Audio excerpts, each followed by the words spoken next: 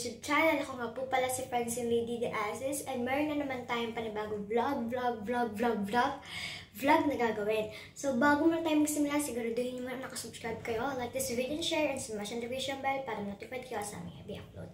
So, this is me, Francine Lady De Asis. Hello mga person, shoutout sa mga nanonood at sumusuporta sa akin. So, for this video, haggard ako, nasa CR ako kasi mahangin sa labas. Pangit yung view. Charis. Nandito na ako sa CR. Sa loob ako ng CR. Pangit kasi yung nakikita yung mga gamit na. Kaya dito muna ako sa CR. So, mamaya tuloy. Ngayong araw na to, December 16, 2024, birthday ng kapatid ko.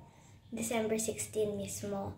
And, etong araw na to, so, siguro magiging sobrang saya kasi first time kong magba-vlog na pupunta ng malayong lugar. I mean, nasama ko na kayo siguro sa mga short video ko noon. Nung pumunta kaming DRT Bulacan, panoorin nyo yun. Hanapin nyo siya sa mga short video ko. Siguro nandun siya. Ayun, pero hindi ako nag-vlog ng bongga doon. Like parang hindi ako nagsasalita, binivideohan ko lang yung mga view. Pero eto, talaga, totally vlog talaga. Like, mag-i-intro pa. Ito, nag-intro na ako. Siyempre, hindi tayo makakapag-intro ng maayos doon sa pupuntahan namin. So, pupunta kami ng Lakeshore. Una muna namin pupuntahan is SM Pampanga. Pangalawa, Lakeshore. Yung SM Pampanga is, kakain muna kami doon. And pangalawa, Lakeshore na. Doon na kami maglilibot-libot. And kasama ang De Asis family and yung lola and lolo ko. And pati pa yung isang lola ko. So, ayun. And masaya tong vlog na to guys. Kaya tapusin nyo talaga. And mamaya, isasama ko kayo guys para makita nyo. Syempre kung sa mga nanonood dyan, sa mga naghahanap ng pwedeng pasyalan ngayong Christmas, hindi pa ngayon. Sa 25 pa yung Christmas. So, malapit ng Christmas. Kaya sa mga naghahanap ng pasyalan dyan, i-recommend ako sa inyo to. Pwede din namang i-recommenda. Basta yun. Parang yung video na to, talaga, magiging masaya. Kasi, first time ko talaga guys, first ever kong mag-vlog ng pupunta kami ng malayo. Papasyal kami with my family. Ayun.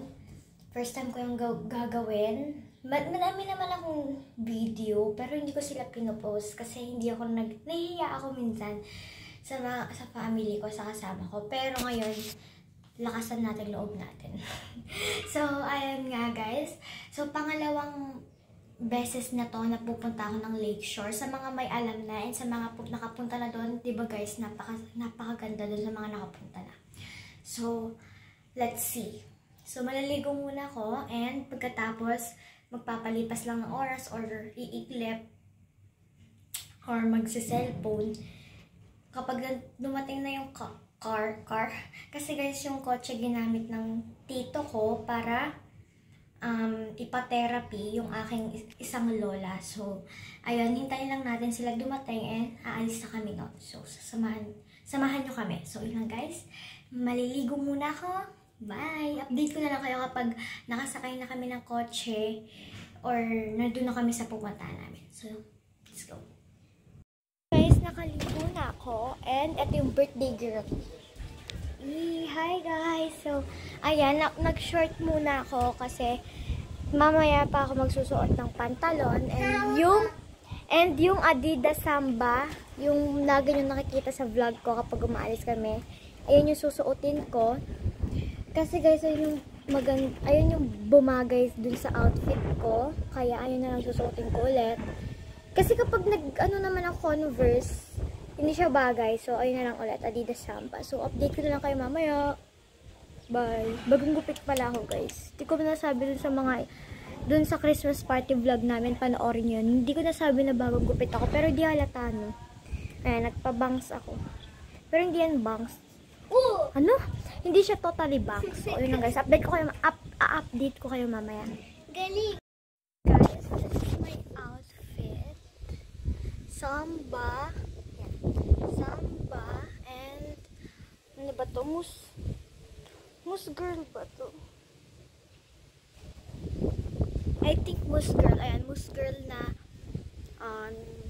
t-shirt. And, ano bang tatak to? So, di ko alam kung ano tatak to.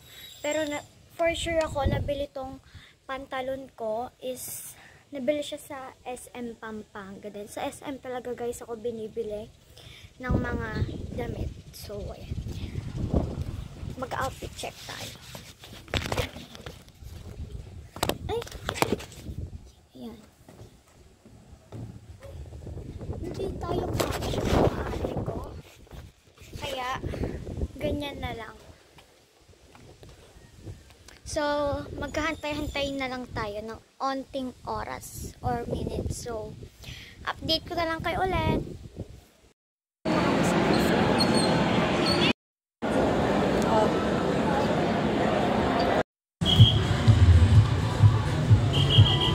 Dito kami sa labas.